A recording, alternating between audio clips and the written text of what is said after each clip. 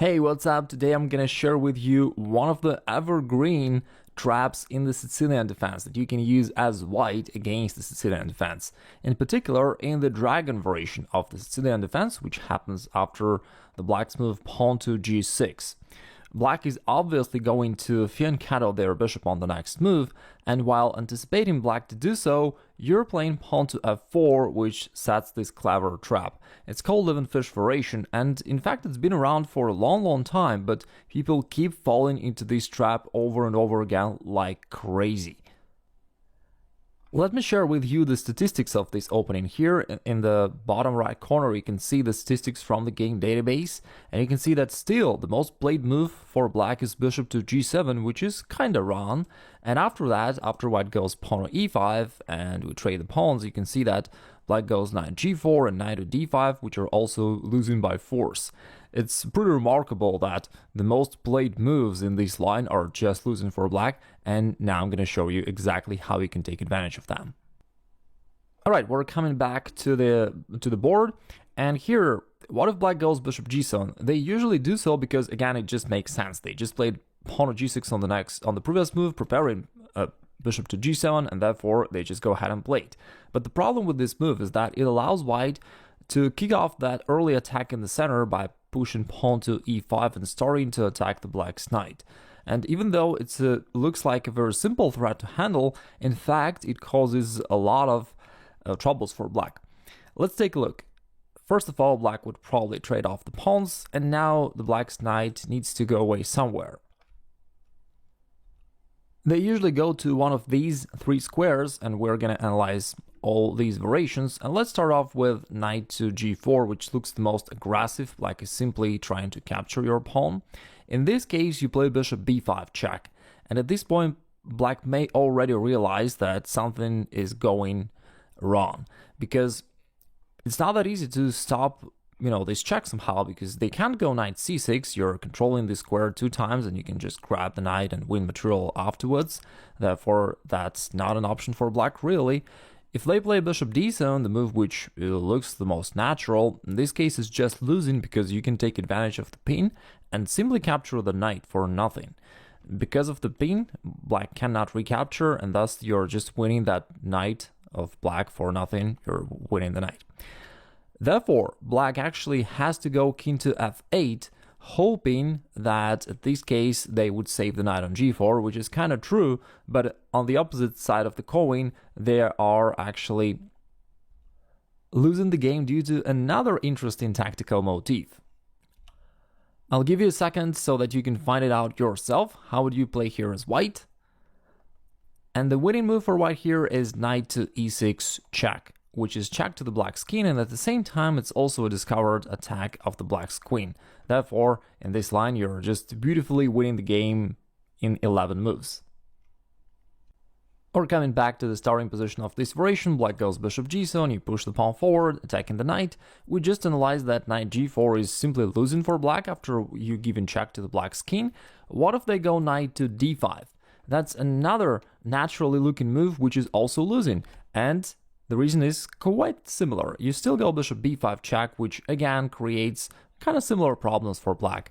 They can't play bishop d7. In this case, black still loses the knight, even though it's on another square, but somehow they still just lose it, because notice the black's queen does not support the knight anymore, and therefore white can just capture it. Therefore, bishop d7 still doesn't work.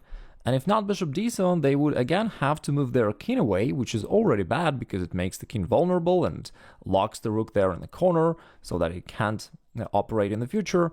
In this case, you just castle, which in this case not only puts your king in safety, but also puts your rook on such a deadly attacking position.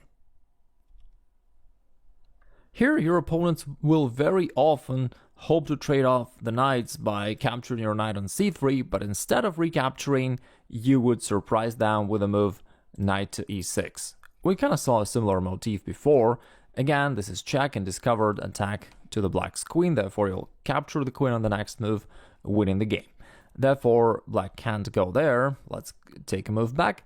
Instead of knight takes c3, what else can black possibly play? They can also capture your pawn on e5, which also looks like it makes sense. They're capturing the pawn, putting some pressure on your knights, hoping to also hide the king there. on g7, but in this case there is also a beautiful continuation of your attack. First of all, you can trade off the knights, and then you go bishop h6 check. You definitely want to keep the king there locked so that it can't hide away in that pretty nice square g7. After bishop to h6 check, if they go bishop g7, trying to cover the king and provoke some exchanges, there are a couple beautiful ways for white to finish the game. One of them is bishop c4, which is also a very unusual combination and really beautiful actually. The most obvious idea is that you're attacking the queen directly, and indirectly you're also hitting that f1 square with your bishop and rook. Therefore, black needs to do something about that. By the way, notice that they can't just capture the knight, because in this case, after you recapture, the black's bishop is pinned. Therefore, it cannot capture a queen, so that is losing. Let's take a move back. And in this case, if they would capture the bishop, which is probably the most natural thing to do, you still deliver the same trick, knight to e6, but in this case the reason is different.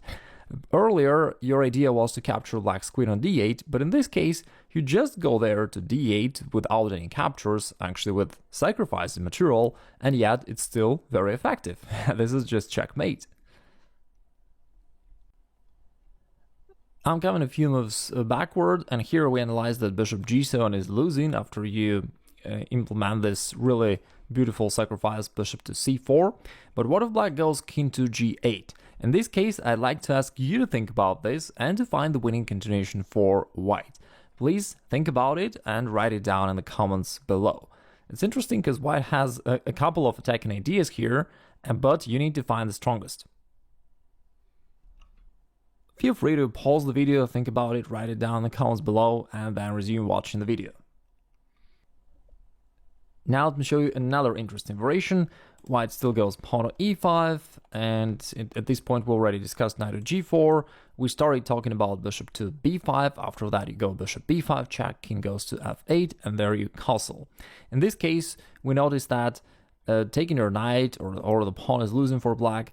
And in one game they actually played the solid looking move pawn to e6, just trying to solidify their position in the center, protect the knight, also to cover that e6 square that somehow was fatal for them so frequently.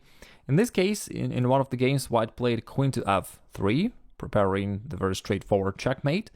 Black played queen to c7 to cover that square, and white played a bit mysterious move bishop g5, which looks like it doesn't make that much sense, and black just played knight to c6 to develop the knight. But after that, white actually launched a pretty powerful tactical shot, bishop to d8, and it turned out that that was the idea of white playing bishop g5 earlier. They actually prepared the move bishop d8, trying to deflect the black's queen from the protection of the f7 square, and therefore if black just move the queen away from the 7th rank somehow, let's say if they go queen b7 like they did in the game, white actually played bishop takes c6 to further push black to do so, and after black finally removed the queen from the 7th rank, white delivered the checkmate.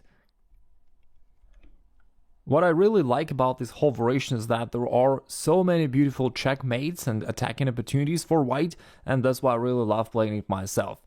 If you like these lines as well, don't forget to like this video so that I'll share more videos like that with you in the future.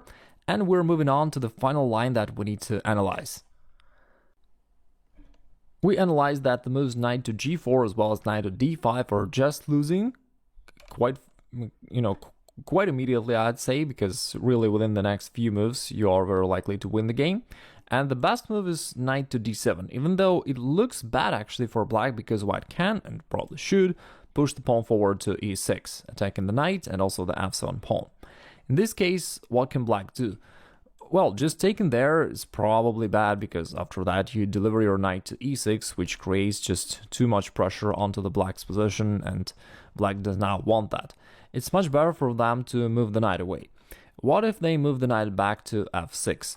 In this case, of course you can just take there on f7, that is also perfectly good for white, but the line which I like even more is just to play bishop b5 check. Taking advantage of the situation that temporarily, because of your pawn on e6, black cannot play bishop d7 or knight to d7, and therefore they would have to move their king away. And after that, if you simply castle, black suddenly realizes that they have nothing to do. It's a really funny position because think about this, they can't really take on e6, they can never do this because in this case you recapture with check and on the next move you grab the queen by your own queen. So that is just losing. And if not that, then what can they really do? You know, their rook's stuck there, their king's stuck, they can't normally develop their pieces, and their king is in danger. So on top of all the other problems they have. If they try to kick your bishop away, you just move it back. It does not really help black at all. Your bishop on b3, in fact, is only helping you to capture that pawn on f7 in the future. And again, black still can't really move at all, while you're just going to take that pawn and play knight e6 check and win the game. It's a pretty funny line how hopeless black is in this variation. You may be thinking, Igor, it can't be all that bad for black. They haven't played any really bad moves so far. Why is it that they're losing so badly? And you're right. There is a way for black to escape and to save the game, but of course it's really hard to find it, and practically your opponents will either go knight g4 or knight to d5. The best move is knight to d7, and after you push the pawn to move the knight not to f6, which is losing, but to e5. And in this case, it keeps the black's position.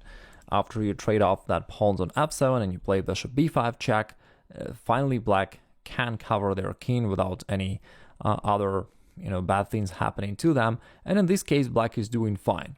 You can just castle and play on. What's good about this line is that white's position is still better. Even if black managed to save the game, you're still slightly better because black has a little bit of weaknesses here in the center, but again it's playable and definitely black can play on here. In this video, we analyzed how you can handle the Sicilian defense, in particular the dragon variation of the Sicilian defense as white. You may also check out my other video, the bishop's opening, where I cover how you can handle the e5 response of black very effectively with this bishop c4 move, and I'm showing you all the following resulting attacking variations. It's getting like over 300,000 views already, so people are really liking it because it's really effective, and you may check this out as well. I wish you have a great rest of the day, and I'll talk to you soon.